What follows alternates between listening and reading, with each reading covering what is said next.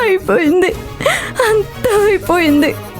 ఇంకెప్పటికీ అత్తయ్య నన్ను నమ్మదు. నేనేం చేసినా ఒక మోసం చేసిన దానిలాగే చూస్తుంది.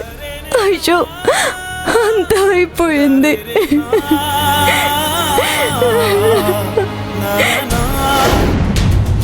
నా కొడుకు కోడలు నన్నెంత మోసం చేస్తారని నేను అనుకోలేదు. నా ఇంటికి వారసుడు వస్తున్నాడని నేను ఎన్నో కలలు కన్నాను. అదంతా అబద్ధమని తెలిసిపోయింది. చివరికి నా కొడుకు కూడా లక్ష్మికి అండగా నిలబడ్డాడు.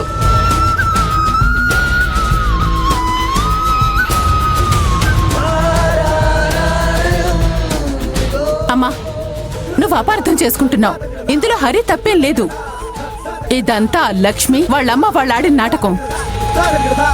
విషయం బయటపడేసరికి మాటలు పడాల్సి వస్తుందని ఇందులో తమ్ముడిని ఇన్వాల్వ్ చేశారు.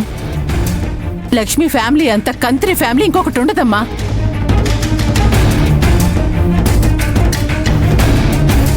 దేవుడి దయవల్ల వాళ్ళనింటికి తీసుకురాకముందే వాళ్ళ మోసం బయటపడింది. ఇంకోసారి ఇలాంటి నాటకాలు ఆడకుండా సరిగ్గా బుద్ధి చెప్పి రావాల్సింది. లక్ష్మి కుటుంబం మనల్ని ఇబ్బంది పెట్టాలని కంకణం కట్టుకున్నారమ్మా. అందుకే ఇలా చేస్తున్నారు. వాళ్ళని నువ్వు వదిలిపెట్టినా సరే నేను మాత్రం వదిలిపెట్టను. ఏం చేస్తావు చెప్పి, ఏం చేస్తావు? ఒళ్ళంతా విషం నింపుకున్న విష సర్పానివి నువ్వు. ఇక్కడే ఉండి భద్రావతి బుర్ర పాడు చేయకు. నాతరా నాన్న వదలండి. నాన్న ఏం చేస్తున్నారు?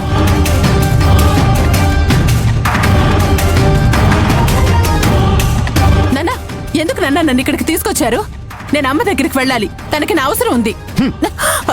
ఇంకొక అడుగు ముందుకేసావంటే నేనేం చేస్తానో నాకే తెలీదు. ఆగిక్కడ. ఏమన్నావు? మీ అమ్మకి నీ అవసరం ఉందా? లక్ష్మి మీద లేనిపోనివి చెప్పి మీ అమ్మ తన ద్వేషం పెంచుకునేలా చేసిందే కాక ఇంకా వాళ్ళని విడదీయాలని చూస్తున్నావా త్రిపుర?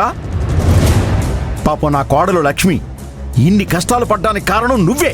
నానా, వాళ్ళు చేసిన దానికి నన్నంటారేంటి? లక్ష్మి మళ్ళీ మన ఇంటికి రావాలని ఇంత నాటకం ఆడింది. ఈ నిజం మనకెప్పుడైనా తెలిసేది.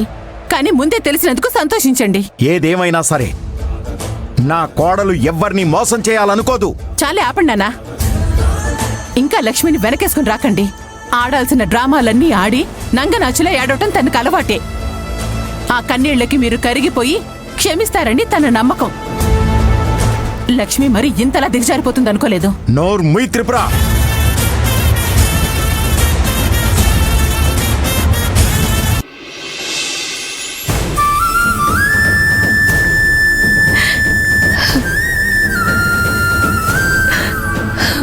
ఏంటమ్మా నువ్వు ఇలా కన్నీళ్లు పెట్టుకుంటే ఎలా చెప్పు?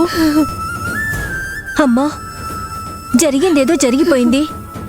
నువ్వు ఏడుస్తూ కూర్చుంటే పరిస్థితులు సర్దుకోవు. అంతా మామూలు అవ్వాలంటే ఏదో అద్భుతం జరగాలమ్మా. మీరెంత చెప్పినా నేను తట్టుకోలేకపోతున్నాను. మనం ఏం తప్పు చేశావని ఆ దేవుడు మనల్ని ఎలా శిక్షిస్తున్నాడు? లక్ష్మి జీవితంలో సంతోషం అనేది లేకుండా పోయింది.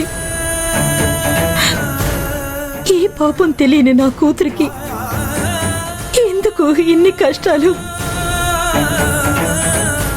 లక్ష్మి అల్లుడు గారు మళ్ళీ వాళ్ళింటికి వెళ్ళి ఆ కుటుంబంతో కలిసి ఉంటారనుకునే లోపే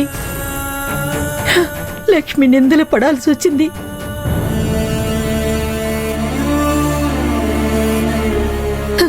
నా కూతురి జీవితం ఇంకెప్పుడు చక్కదిద్దుకుంటుందో ఏమో. అమ్మా ప్లీజ్ అమ్మా, జరిగిందే తలుచుకుంటూ బాధపడితే ప్రయోజనం లేదమ్మా. ఇలాంటి టైంలోనే మనం ధైర్యంగా ఉండాలి కదా, అక్కకి సపోర్ట్ చేయాలి కదా. నువ్వెప్పుడు అంటావు కదమ్మా మనం తలరాతని మార్చలేమని. ఇది కూడా అంతేనేమోనని వదిలేయాలి.